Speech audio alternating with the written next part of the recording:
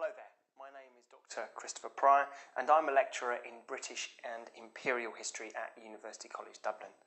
I'm here today to look at the question, in what ways did movements for independence in British colonies develop?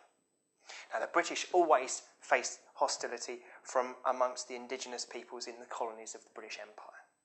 Most famously, anti-imperial hostility had manifested itself in violent ways during the Indian Mutiny of 1857, as soldiers, peasants and others sought to kick out the British by armed resistance.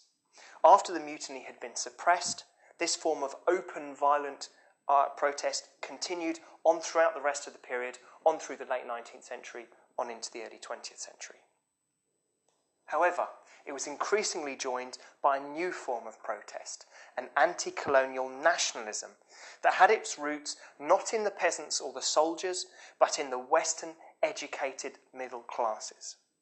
These nationalists were lawyers, or had worked as clerks in colonial governments, as office workers lower down the ranks in comparison to the British.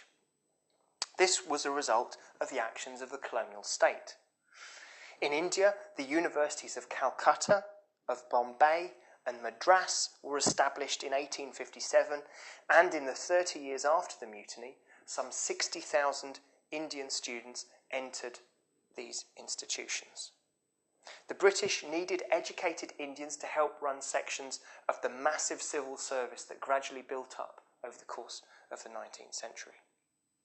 Limited numbers of Indians even travelled to Britain to study at Oxford or Cambridge or London, or to study law at one of the big London legal firms. A young Mahatma Gandhi was amongst the numbers of fresh-faced Indians who studied law in Britain at the end of the 19th century. He went to University College London.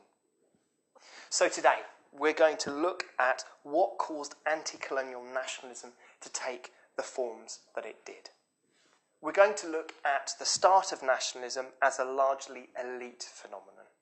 And then we're going to go on to different reasons that help explain the increasingly popular nature of anti-colonial nationalism. Our story starts in India. The highlight of Indian nationalist activity in the 19th century is now regarded